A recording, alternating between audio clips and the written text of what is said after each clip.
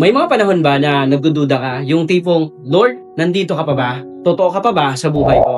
Kasi kung minsan, kagaya tayo ng mga disipulo, naniniwala, pero minsan, nanghihina. Pero isang araw, may ginawa si Jesus na sobrang powerful na hindi makakalimutan ng tatlong alagad.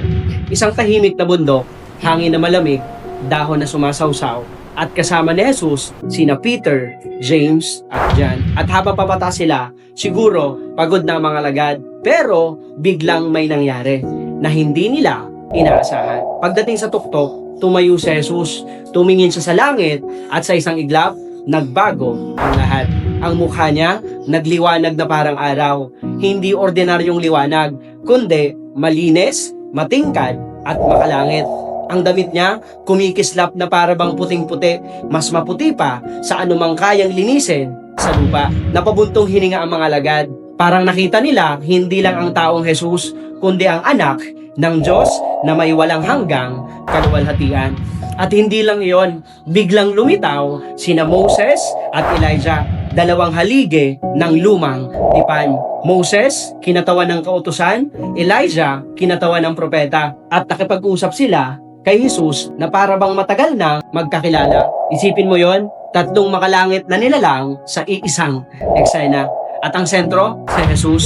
Si Peter, hindi alam ang gagawin. Punong-puno ng takot at paghanga. Lord, mabuti pa sigurong gumawa kami ng tatlong tolda para sa iyo, para kay Moises at kay Elijah. Pero bago niya pa man tapusin, isang maliwanag na ulap ang bumaba. At mula sa ulap, may boses na malalim, makapangyarihan at nakakayanig ng kaluluwa. At ang sabi, ito ang minamahal kong anak na siya kong kinalulugan. Pakinggan ninyo siya. Tumumba ang mga alagad sa lupa, takot na takot. Pero lumapit si Jesus sa kanila. Marahan, maawain, binahagi ang kamay. Tumayo kayo at huwag kayong matakot. Pagtingin nila, wala na sila Moses, Elijah at wala na ang ulap. Si Jesus na lang. Simple, mapagpakumbaba, pero alam nila, ibang-iba na siya sa paningin nila. Kaibigan, bakit nangyari ang transfiguration? Para ipaalala na si Jesus ay higit pa sa taong nakikita natin. Higit sa problema, higit sa takot, higit sa pagod mo sa buhay. At kapag hindi mo siya makita, siya pa rin ang Diyos. Kapag madilim ang paligid, siya pa rin ang liwanag. At kapag natatakot ka, siya pa rin ang nagsasabing huwag kang matakot. Minsan, hindi natin nakikita ang himala. Minsan, ordinaryo lang ang buhay. Pero tandaan mo, may bundok ng transfiguration din ang bawat isa. Mga sandaling ipapakita ng Diyos na siya ay totoo. Siya ay buhay at siya ay makapangyarihan.